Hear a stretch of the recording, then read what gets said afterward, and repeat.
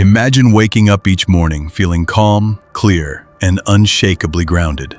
No matter what chaos the world throws at you, no panic, no self-doubt. Just quiet confidence rooted in something deeper than trends or titles. That's the power of Stoic wisdom.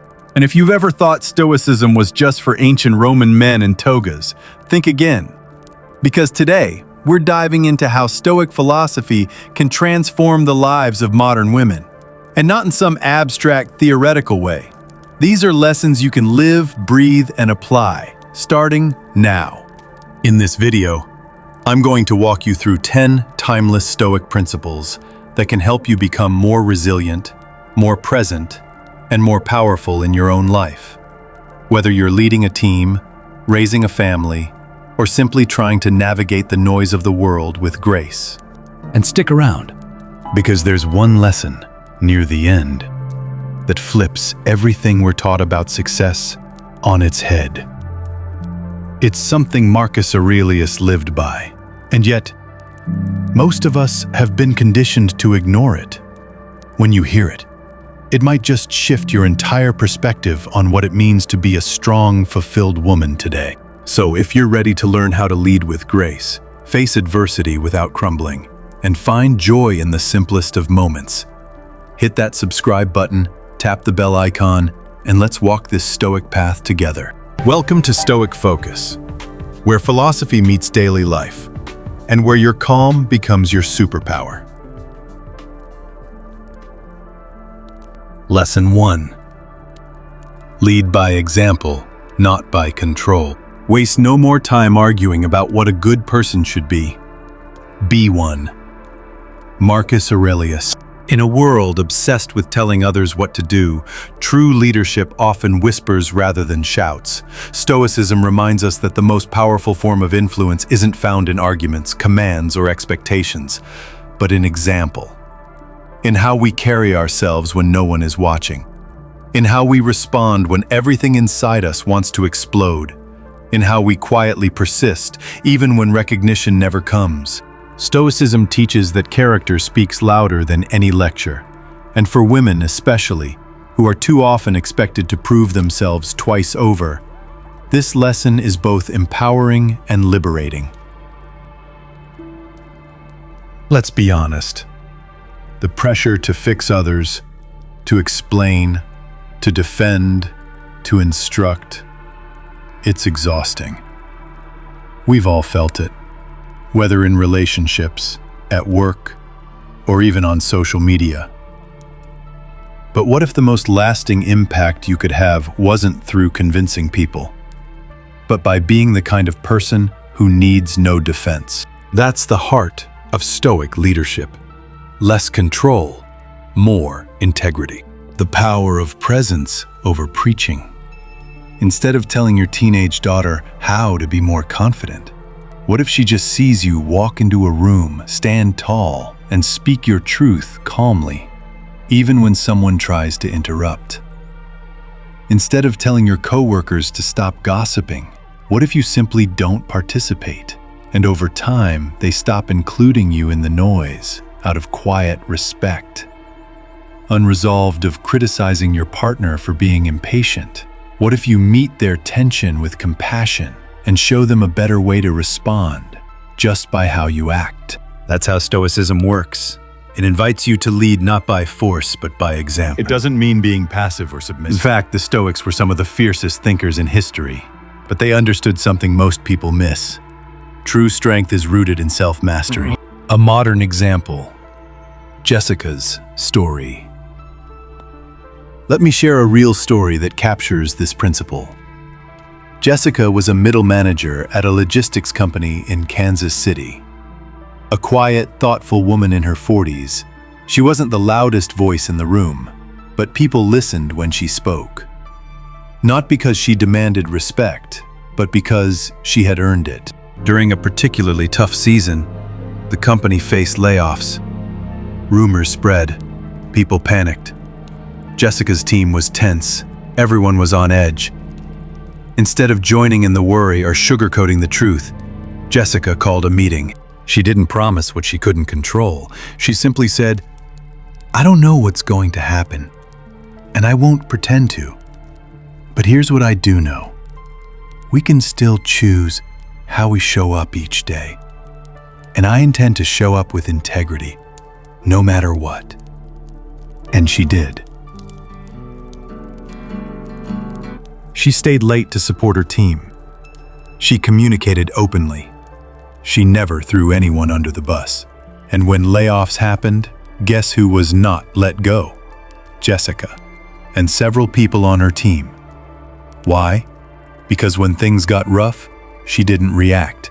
She led. That's Stoicism in action. She didn't demand compliance or manipulate people. She didn't shame others for panicking. She modeled calm, reasoned courage. And others followed. Lead with virtue, not ego. It's tempting to think leadership requires charisma or dominance, but Stoicism flips that script. It asks us to lead from virtue, from our own internal compass.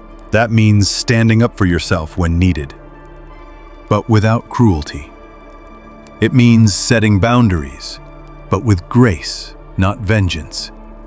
It means living with quiet confidence, without arrogance or need for applause. When people see that kind of presence, they remember it.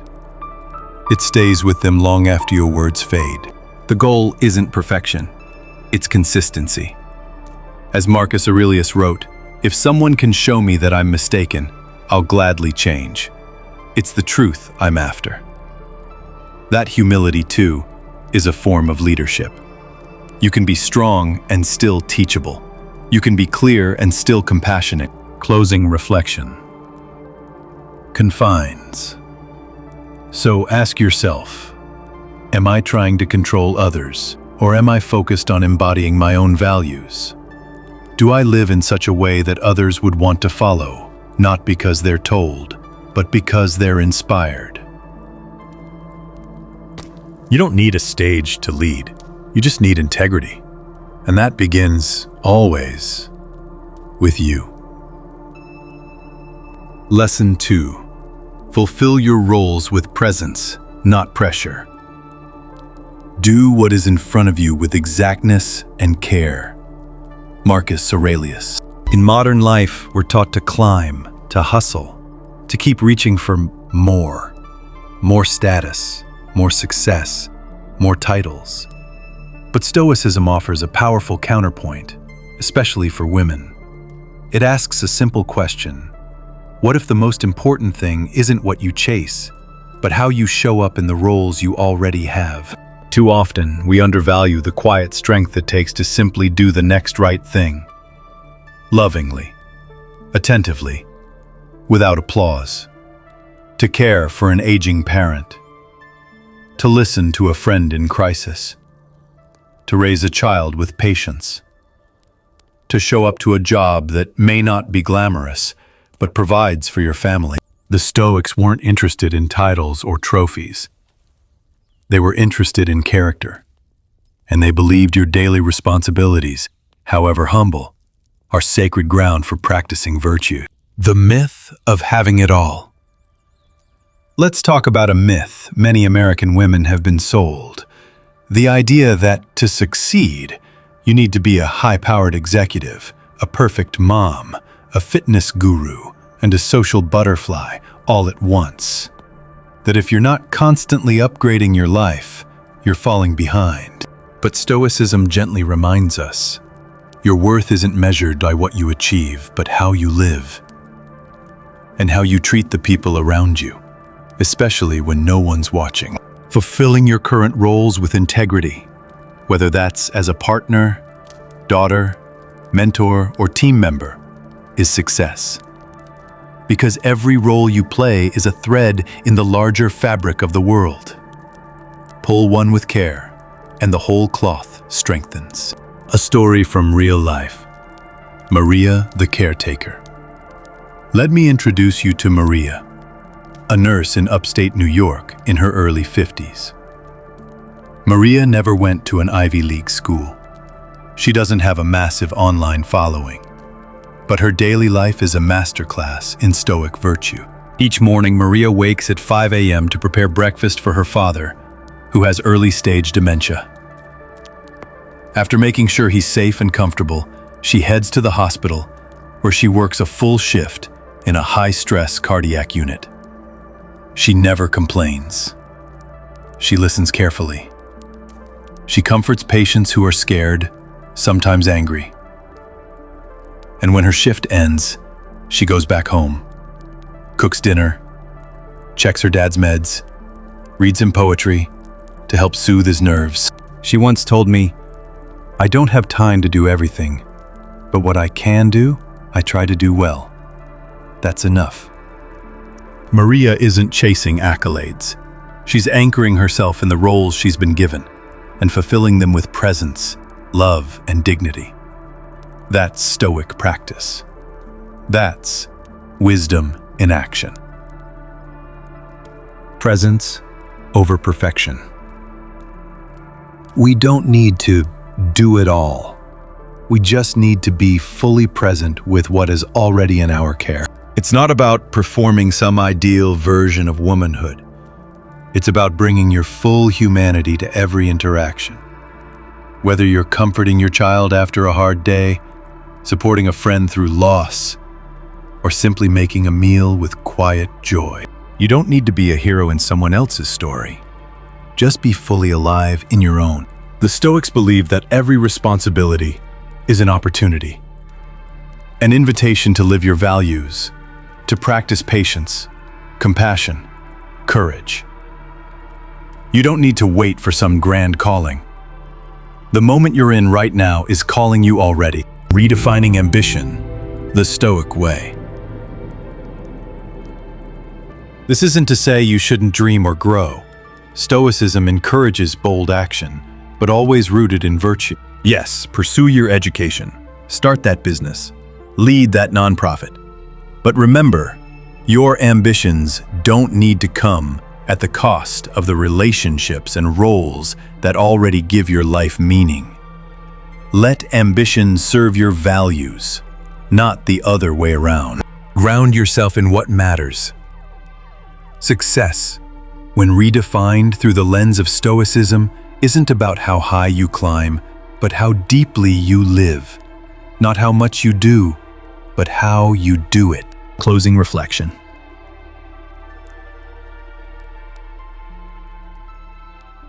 So take a breath. Look at your life, not as a list of goals yet to be checked off, but as a tapestry already in progress. Ask yourself, how can I honor the roles I already have today? What small action, done with care, can become a seed for something meaningful? You don't need to chase validation. When you live your roles with attention and love, the validation comes from within. And that is the kind of success no one can take away. Lesson 3. Serve others without losing yourself. What is not good for the beehive cannot be good for the bee. Marcus Aurelius. In a world that often tells us to focus on ourselves, Stoicism offers a refreshing balance. It reminds us, yes, care for yourself, but also recognize that a life of meaning is almost always found in service to others. That doesn't mean neglecting your needs or becoming a doormat. Quite the opposite. It means finding ways to use your gifts, your experience, and even your struggles to lift others. To be a source of strength in a world that's often chaotic and cold. And for women, who are often pulled in many directions, asked to nurture, provide, support, and still chase personal goals, this lesson holds special relevance.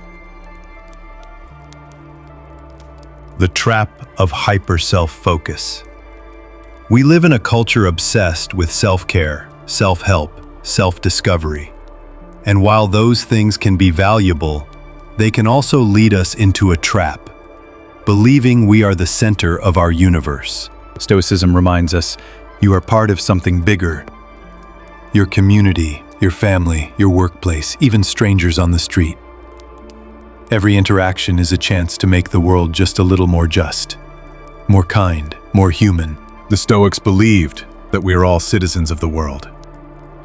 They didn't just preach virtue, they lived it in service to others. Seneca advised political leaders. Epictetus taught poor students. Marcus Aurelius ruled Rome during plague and war, but still took time to write reflections on how to lead with justice. Why? Because wisdom isn't real until it benefits others. A modern story. Claire, the listener. Claire was a freelance writer in Portland. She lived alone, worked online, and had gotten into the habit of scrolling through news and social media for hours a day. Though she cared about big issues, climate change, inequality, mental health, she often felt helpless and disconnected. Stoicism found her during the pandemic, when isolation hit hard. One day, she decided to stop consuming and start contributing. Not in a big flashy way. She simply put out a post. If anyone's feeling overwhelmed, I'm here to talk. No judgment. She didn't expect much. But within a week, 5 people had reached out. Some were strangers. One was a neighbor she'd never spoken to. She listened. Just listened. No fixing, no preaching, just presence. Over the next few months, she made it a habit. 1 hour a week. No money, no platform, just time and presence. And something unexpected happened. Her own anxiety began to soften. Her energy returned. By showing up for others, she started feeling alive again. That's Stoicism in action. Not a grand speech, but a quiet choice to serve. To offer what you can, where you are, with what you have. Balance. Fill your cup first, then share it. Of course, Stoicism never asks you to abandon yourself in the process. You can't pour from an empty cup. You must tend to your own well-being, your rest, your clarity, your physical and mental health. But once your cup is steady, let it overflow. Helping others doesn't require a perfect life or some massive donation. It begins with presence, with noticing, with offering your wisdom, your listening ear, your calming energy, even for 5 minutes. Service is a Stoic practice not because it earns praise, but because it roots you in something greater than ego. It reminds you your pain is not the only pain, and in helping others, your own wounds often begin to heal. Practical ways to practice this today. Text someone you know is struggling. No advice, just, I'm here. Volunteer for a cause that actually touches your heart. Not because it looks good, but because it feels right. Share your hard-earned wisdom with someone going through what you've already survived. Start your morning not with what do I want, but where can I help today? None of these things require perfection. They just require presence. Closing reflection. The Stoics taught that joy comes not from what we own, but from what we offer. You don't need to be famous. You just need to be useful. And the beauty is, you already are. Your story, your pain, your insight, they matter. They can become medicine for others. So don't underestimate the power of showing up. Quietly. Consistently. Compassionately. The world needs less noise and more wisdom. And your hands, your heart, might be exactly what someone else needs today. Lesson 4. Persevere through adversity with grace. The obstacle is the way. Marcus Aurelius. Life is full of things we don't choose. Illness, heartbreak, betrayal, loss.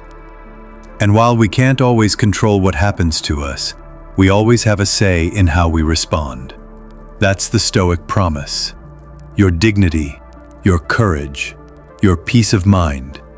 They are yours to protect, no matter the storm. And when it comes to women, so often carrying invisible burdens, juggling roles, absorbing judgment, navigating expectations, this lesson hits close to home. Adversity doesn't make you weak. If approached consciously, it can reveal your deepest strength. Stoic endurance versus toxic positivity. Now, let's get one thing straight. Stoicism is not about pretending everything's fine. It's not about just smiling through the pain. That's called denial, and it's not healthy. What the Stoics taught was presence in pain. They said, face it, feel it, but do not let it break your character. They didn't run from grief or injustice. They met it with clear eyes, steady breath, and purposeful action. Stoicism doesn't demand you to be strong all the time. It invites you to be honest, patient, and resilient. It says, you don't need to control the storm. You just need to keep walking through it, one step at a time. Real-life story, Tanya and the unexpected diagnosis. That was a high school counselor in Ohio. At 43, she was diagnosed with breast cancer. The news came like a punch in the gut. She had kids in school, a mortgage, a packed schedule. Suddenly, everything stopped.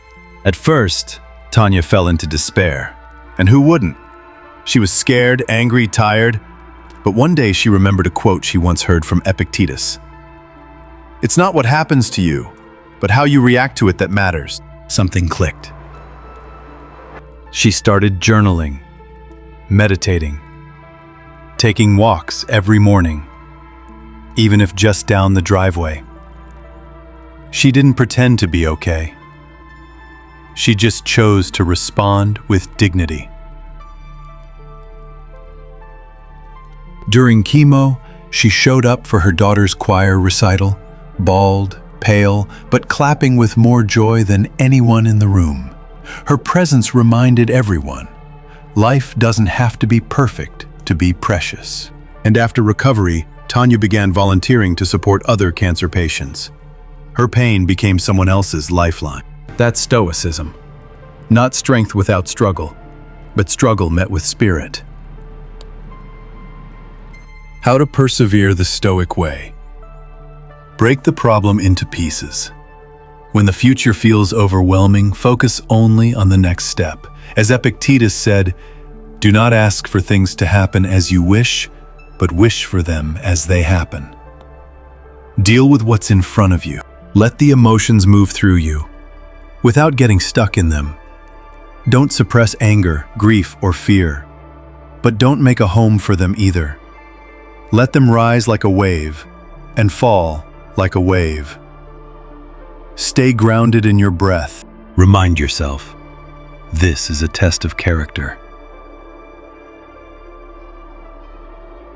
Every challenge is a training ground, not for toughness, but for courage, patience, humility.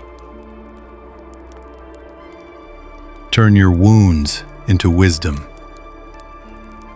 What you survive becomes part of your power. Share your story. Help others. You don't have to be healed to be helpful. You just have to be real. Small acts of courage count too. Perseverance isn't yours. Sometimes it's getting out of bed when your heart feels heavy. Sometimes it's asking for help. Sometimes it's just not giving up, even if your progress is slow. The Stoics admired those who kept their integrity intact when life was unfair. They didn't expect perfection. They admired effort, constancy, grace under pressure. So even if no one sees your struggle, keep going. Your quiet courage matters. Closing reflection. Uvidum. Here's the truth. You will face hardship. That's life. But Stoicism teaches that these moments aren't detours. They are the path. As Marcus Aurelius said, What stands in the way becomes the way. So, when life tests you, when it feels like you're walking through darkness, remember, you carry your own light, and every step forward, however small, is a victory. You are not broken by adversity. You are refined by it. And when the storm finally passes, and it will, you will emerge not weaker, but wiser, not shattered, but shining. Lesson 5. Find joy in simplicity, brilliance. Wealth consists not in having great possessions, but in having few wants. Epictetus. We live in a world of endless scrolling, endless shopping, and endless striving. We're bombarded by ads, influencers, and highlight reels that whisper the same lie. You'll be happy when you get the raise, when you lose the weight, when you remodel the kitchen, when your life finally looks like someone else's Instagram. But the Stoics knew better. Long before social media, they warned us that chasing external pleasures will never lead to lasting peace. Instead, they taught us to savor the ordinary, to find richness, not in what we acquire, but in how we experience what's already around us. And that lesson? It might be more relevant today than ever. The myth of more. Responsibly, life runs on comparison. We look sideways at neighbors, coworkers, strangers on screens, and we wonder, am I doing enough? Am I behind? But here's the truth. Comparison is the thief of joy. The more we chase better, the more we lose sight of what's already beautiful. The Stoics would ask, do you really need more? Or do you just need to notice more? A real story. Mark's morning coffee. Embraced. Let me tell you about Mark, a retired postal worker from Michigan. He never made six figures. He never owned a luxury car. But every morning for the last 15 years, he's done the same thing. He brews a fresh pot of coffee. He walks out to the front porch, and he watches the sunrise over his quiet suburban street. No phone, no notifications, just the warmth of the mug in his hands, the sound of birds waking up, and the stillness of the new day. Mark once told me, I used to think I needed to travel the world to feel alive. Turns out, I just needed to slow down enough to notice my own life. That's it. That's the Stoic ideal. To be rich in awareness, not in stuff. Pleasure isn't the enemy. Attachment is. Consciously, let's be clear. Stoicism doesn't say you can't enjoy a good meal, a warm bath, or a glass of wine. The Stoics weren't killjoys. What they warned against was depending on those things for your peace of mind.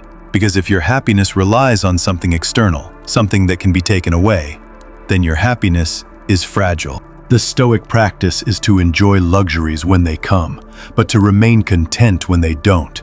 To say, this is nice, but I don't need it to be whole. Simple pleasures that feed the soul. Here's a little Stoic challenge. Over the next week, try noticing 5 small pleasures a day. No purchases, no filters, just things that already exist in your world. The sound of rain on your window, a genuine belly laugh with a friend, that moment when your dog curls up next to you, the scent of fresh laundry, the feeling of your feet on warm pavement. These aren't just details. These are treasures, and the more you see them, the less power the world has to shake you.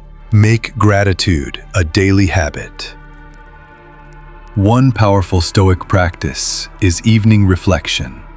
Before bed, ask yourself, what simple moments brought me joy today? What could I have appreciated more? This daily review trains your mind to stop reaching and start receiving. You begin to realize the good life isn't in far-off dreams. It's in your morning coffee, in your child's laughter, in your own breath. Closing reflection. You don't need to escape to some remote cabin to practice simplicity. You just need to pause, to notice, to be fully alive in the now. As Seneca wrote, "Set yourself to gain tranquility first, and only then, if it comes without sacrifice, seek wealth." The order matters. Peace comes first. Then, and only then, can success follow without enslaving you. So slow down, turn off the noise, and look around. Your life may already be full of everything that truly matters. And if it isn't, maybe it's not more stuff you need, but more stillness to see what's already here. Lesson 6. Know thyself through honest reflection. An unexamined life is not worth living. Socrates. Shortest. Don't explain your philosophy. Embody it. Epictetus. Most people walk through life wearing a mask, even to themselves. They go to work, come home, scroll their phones, repeat. Days blur. Habits harden. Reactions become routines. And slowly, silently, they lose touch with who they really are. But the Stoics knew something essential. Growth doesn't happen by accident. It happens through awareness, through self-examination, through the courage to pause, look inward, and ask, am I living according to my values or just drifting? This lesson is simple, but not easy. Take time every day to reflect on your actions, your choices, your thoughts. Not to shame yourself, but to sharpen yourself. Because you can't become your best self until you're honest about your current one. Not judgment, clarity. Let's clear something up. Self-reflection is not about beating yourself up. Stoicism never asks you to wallow in guilt or spiral into shame. That's ego disguised as virtue. Instead, the Stoics practiced something far wiser: calm, consistent review. Like a pilot checking her flight plan before takeoff, like a carpenter inspecting his tools. Every night, men like Seneca and Marcus Aurelius would ask themselves, did I act with courage today? Was I just, even when it was hard? Where did I fall short? And how can I do better tomorrow? It wasn't a performance. It was a practice. And over time, it made them better. Not perfect, but more intentional. A modern story, Lauren's turning point. A 35-year-old marketing director in Chicago.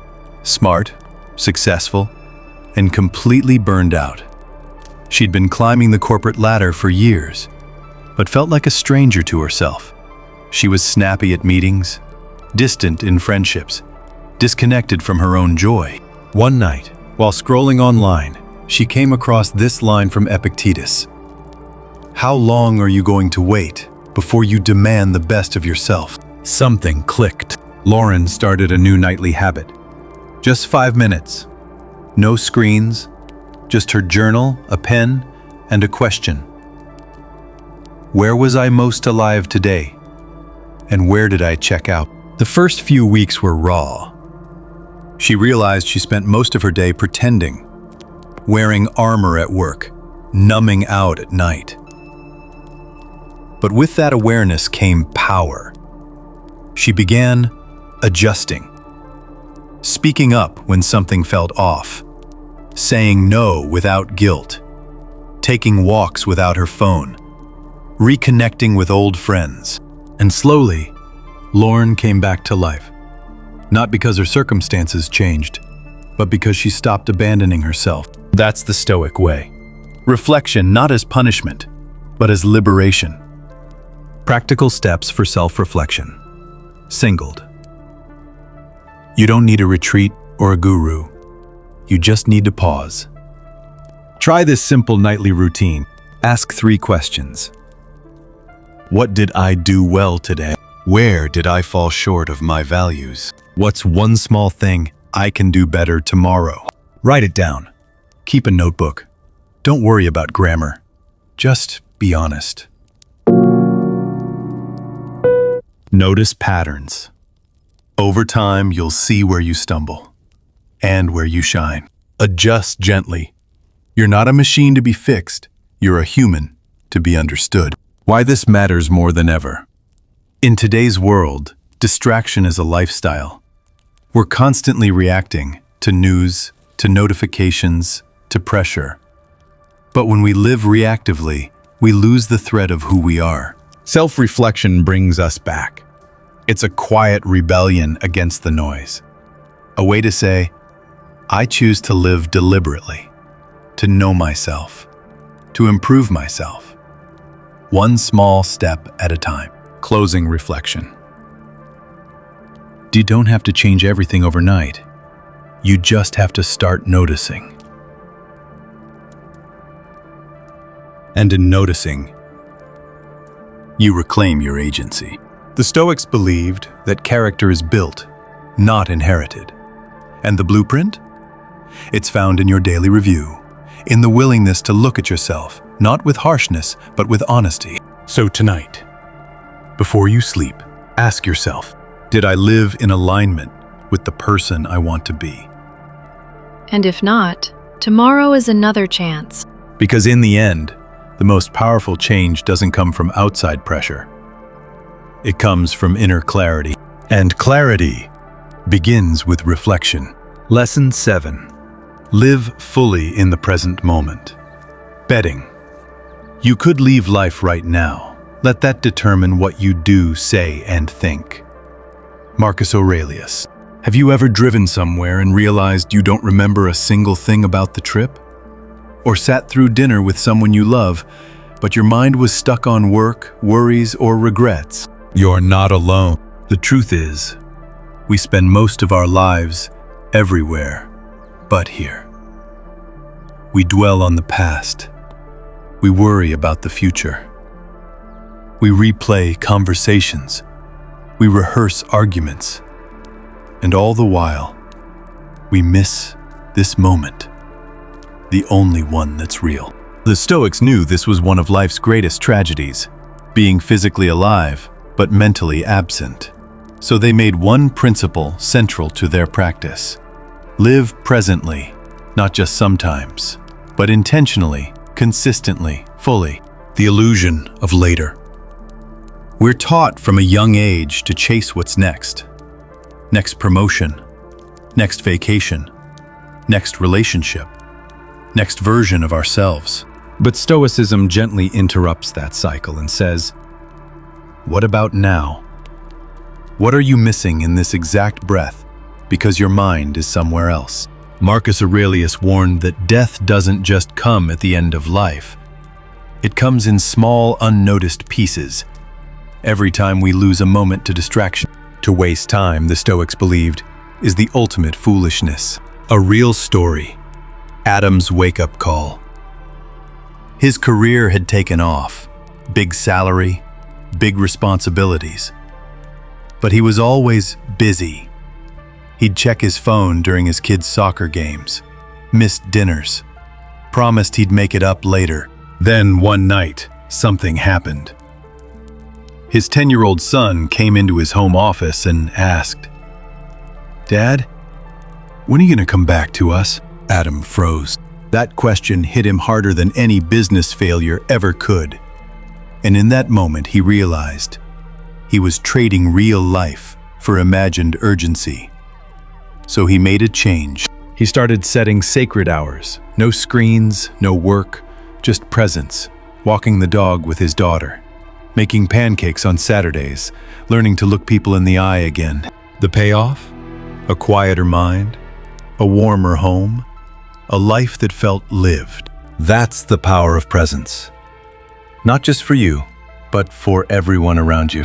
Why the present moment is enough. The past is gone. The future isn't guaranteed. The only thing you ever truly have is now. And it's always slipping through your fingers unless you grab it with both hands. Living in the present doesn't mean you ignore the past or avoid planning ahead.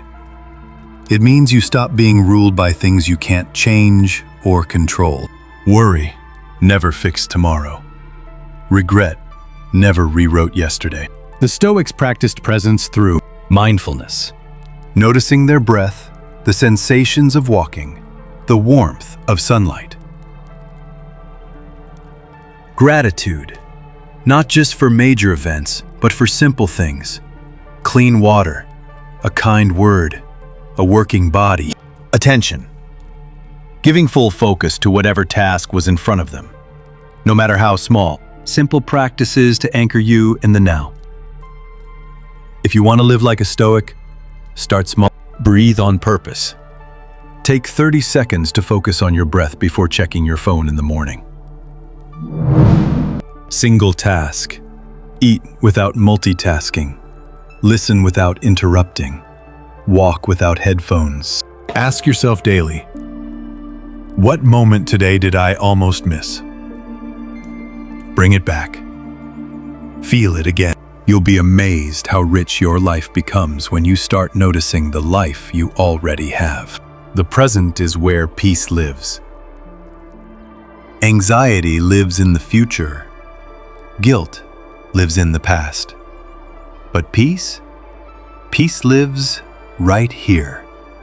And the Stoics understood that if you want serenity, you don't find it in more information, more possessions, or more goals.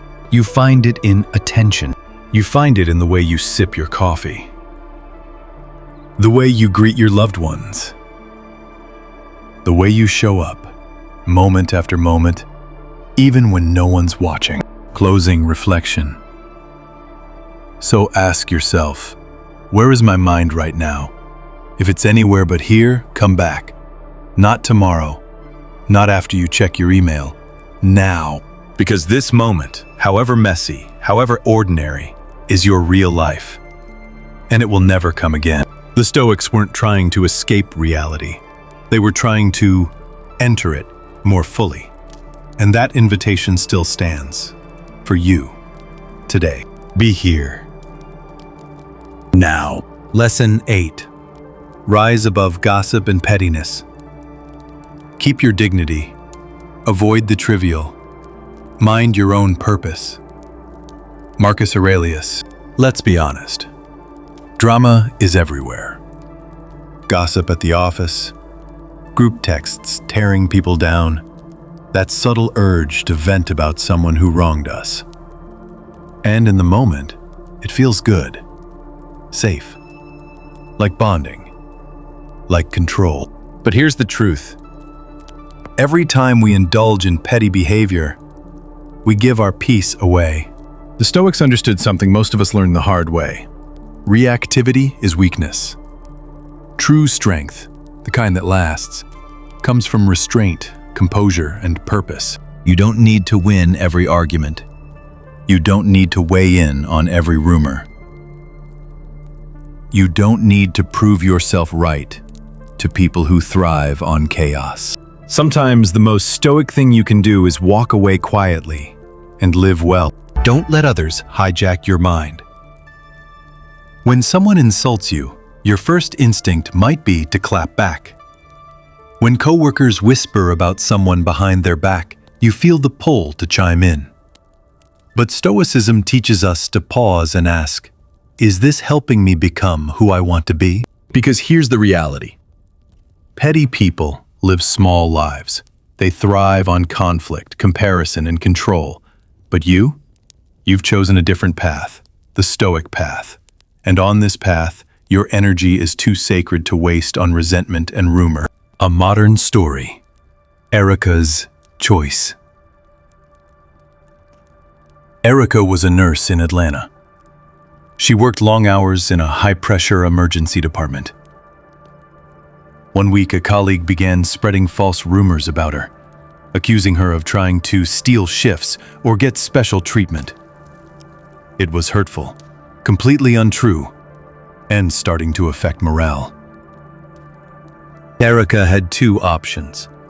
She could launch into defense mode, retaliate, spread her own counter-gossip, fuel the fire. But instead, she took a breath. She remembered something she'd underlined in meditations. Choose not to be harmed, and you won't be. So she did something radical.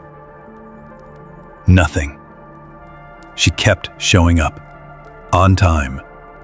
Calm. Focused. Helpful. She didn't take the bait. Within weeks, the gossip faded. The truth stood tall because Erica stayed centered, and her quiet strength earned her more respect than any angry outburst ever could. That's Stoicism, not passivity. Power without noise. Why gossip is a trap and what it costs you. The danger of gossip and petty conflict. It feels like connection, but it's built on decay. The momentary high of criticizing someone is followed by a crash, a subtle erosion of your own integrity, even if you're not the one starting it. Participating in toxic conversations chips away at your inner clarity. The Stoics believed that our speech should be as disciplined as our thoughts. If it's not true, helpful, or necessary, it doesn't need to be said. Instead of joining the noise, ask, can I lead by example? Can I change the subject for empathy or silence? Because silence, when used wisely, is a form of leadership. What to do instead? Establish boundaries calmly. If someone is treating you unfairly, speak up. With clarity, not aggression. Set limits, but don't lower your dignity. Let go of grudges. Not because the other person deserves it, but because you deserve peace. Holding on to bitterness poisons your focus. Choose elevation over reaction. You can't control how others behave, but you can choose not to be dragged down. Model emotional maturity. When others gossip, don't shame them. Just don't participate. In time, they'll either rise or reveal who they are. The Stoic standard of strength. For the Stoics, the strongest people weren't the loudest in the room. They were the ones who could master themselves. The ones who could hear insults and stay composed. Face injustice without collapsing. Hold their peace in a world addicted to noise. That doesn't mean you never speak up. It means you speak when it matters, how it matters, and always from a place of principle, not ego. Closing reflection. There's a quiet kind of power in choosing your battles, in refusing to be reactive, in walking away from gossip with your head high, your soul light, and your purpose clear.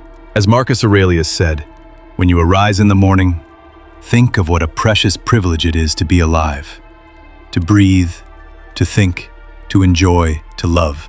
That kind of life has no room for petty conflict. So the next time drama comes knocking, pause. Breathe. Choose dignity. Because peace isn't passive, practiced. Lesson 9. Measure your worth by character, not status. It is not titles that honor men, but men that honor titles. Niccolò Machiavelli. Live if you seek tranquility, do less. Or do what's essential. Marcus Aurelius. From a young age, we're taught to chase symbols, grades, awards, job titles, followers, fancy cars. The world measures success in what you have, not who you are. But Stoicism flips that script entirely. The Stoics believed your worth is never found in applause, credentials, or popularity. It lives in your character, in how you treat people, in what you stand for when no one's watching, in whether you choose integrity over convenience. In a noisy, status-obsessed world, this lesson is radical and freeing. The false gods of approval. Let's get honest. It feels good to be praised. We want our parents to be proud, our friends to admire us, our bosses to respect us. That's human. But when your identity becomes tied to external approval, you're no longer free. Because what happens when the applause stops? when someone else gets the promotion, when your success isn't recognized. If your self-worth depends on what others give you, they also hold the power to take it away. That's not strength. That's slavery in disguise. A real story. Jordan walks away. Jordan was a highly respected attorney in Los Angeles. Big firm, big paycheck, corner office, the works. But something didn't sit right. His values were clashing with the cases he was assigned. Clients were shady. Ethics were murky. The money was good, but his peace was gone. One day, he remembered a line from Seneca. "No man is more unhappy than he who never faces adversity, for he is not permitted to prove himself." Jordan made a bold move. He left the firm. Gave up the title, the paycheck, the prestige. People thought he was crazy, but within a year, Jordan had launched a legal nonprofit for underserved youth. Smaller office, lower salary. But now, he slept better, smiled more, stood taller, because he had traded status for substance. That's Stoicism. Not about playing small, but playing true. Status is a costume. Character is the core. Here's the thing about titles. They come and go. CEOs retire, celebrities fade, even emperors die. But character? That's what lives on. That's what people remember. That's what you carry with you, even when the spotlight disappears. The Stoics taught that virtue is the only real wealth. Things like justice. Do you treat others fairly, even when no one's looking? Courage. Do you speak up when it's inconvenient? Wisdom. Do you seek truth or just validation? Temperance. Do you keep your ego in check? These are the quiet foundations of a life well lived. And unlike job titles or awards, no one can take them from you. How to recenter on character. Rightfully. Adult your self-worth sources. Ask, what makes me feel valuable? If most answers point to external things, money, beauty, applause, start shifting inward. Do one thing each day, purely from principle. No credit, no attention, just for the sake of integrity. Surround yourself with character-driven people. Not the loudest in the room, but the ones whose actions speak. Detach from comparison. The Stoics warn that comparing yourself to others is a trap. You're not here to outshine anyone. You're here to become yourself fully. Your legacy is how you make people feel. Think back to the people you admire most. Was it their resume that moved you, or how they treated others? How they listened? How they stayed calm under pressure? How they lived with kindness, even when life was cruel? That's the kind of worth Stoicism honors. It doesn't show up on a nameplate, but it echoes long after you're gone. Closing reflection. So ask yourself today, who would I be without the titles, the trophies, the praise? Would I still be proud of that person? If the answer is yes, keep going. If the answer is no, good news. You can start rebuilding right now. Because worth isn't given to you. It's built by you. Moment by moment. Choice by choice. Let the world chase likes and labels. You build character. The kind that can't be bought or broken. Because when everything else fades, it's the only thing that lasts. Lesson 10. Enjoy without attachment. The Stoic way to freedom. It is not the man who has too little, but the man who craves more, that is poor. Seneca. In modern life, it's easier than ever to have more and feel emptier than ever. We're surrounded by abundance. Smart homes, streaming subscriptions, same-day shipping, gourmet coffee on every corner. And yet, many of us still feel like something is missing. Why? Because luxury without wisdom becomes a trap. That's what the Stoics saw over 2,000 years ago, not because they were against comfort, but because they were for freedom. And they knew, the moment you need something in order to be happy, you're no longer free. Illusion of just one more. We tell ourselves, I'll be content after this next promotion. I'll feel better once I upgrade my house. I deserve this, because I had a hard week. That's not fulfillment. That's addiction in disguise. The Stoics weren't minimalists to be trendy. They simply saw that comfort is fine, but dependence is dangerous. You can enjoy the glass of wine, just don't think you need it to relax. You can love your car, just don't let a scratch ruin your day. Seneca warned that the more you build your life around luxuries, the more fragile your peace becomes. A real story. Melissa hits reset. Melissa was a 38-year-old entrepreneur. Business was boon. Watching to both Austin reminder. Melissa was the same way of our something. Melissa was worked with caring. She blessed by, she washing to the eye. Team was worrying in. Melissa, she's linked, she switch was stret. She was found goth every one ground with your business. Shows him, she has her. Melissa was a 38 Austin. Business was booming.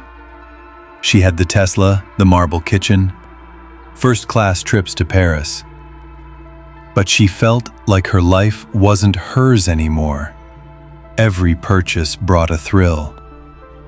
And then a crash. One night, after hosting a dinner party full of Instagram-perfect decor, she stood alone in her kitchen and whispered, "Why am I still not happy?"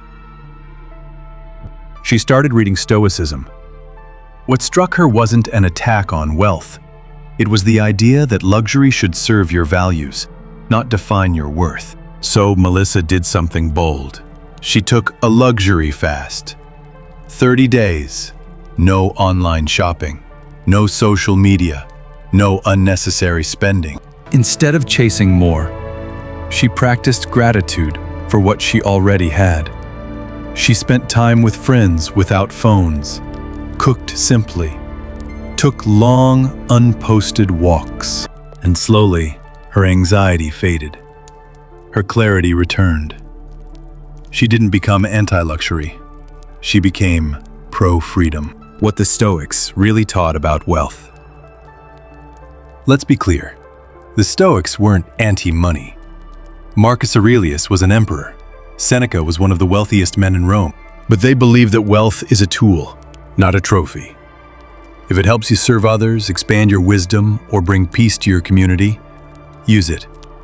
If it becomes your identity, drop it. Stoicism teaches that having things is fine, but needing them, that's where the chains begin. How to practice detachment without deprivation. You don't need to sell everything or move into a cabin. Just start asking, do I own this thing? Or does it own me? Could I let this go and still be okay? Am I buying this to fill a gap or express a value? A Stoic doesn't reject the world. They just refuse to be ruled by it. So take the vacation. Wear the watch. But practice being content without them too. Live simply, even with abundance. There's a deep kind of power in knowing you can enjoy what life offers without clinging to it. Try choosing gratitude over upgrades, spending a weekend offline, donating something you value, just to prove to yourself that you're not attached. Eating a humble meal with full presence and appreciation. The less you require to feel peace, the more unshakable your inner life becomes. Closing reflection. Shortened. In a world that equates success with accumulation, Stoicism offers a radical idea. Freedom is found in needing less. Not because less is morally superior, but because it frees you to live boldly, calmly, and wisely. As Seneca said, "He is most powerful who has power over himself." So enjoy your life, appreciate what you have, but always remember, your worth is not in what you own, but in what you can walk away from without losing your peace. That's the kind of strength no market crash, no broken phone, no lost job can ever touch. Because it's not in your stuff, it's in you. In all of these lessons, one thing stands out. Stoicism isn't just philosophy, it's practical daily strength. It's about choosing virtue over convenience, character over celebrity, presence over panic. If any of these lessons resonated with you, I'd love to hear your stories, how you've turned struggle into strength. Drop a comment below. And if you want more content on applying Stoicism today, hit that subscribe button, hit the bell, join the community here at Stoic Focus. Together, let's live each day by wisdom, courage, justice, moderation, and compassion. See you next time, and may you always find peace and serenity in the Stoic way.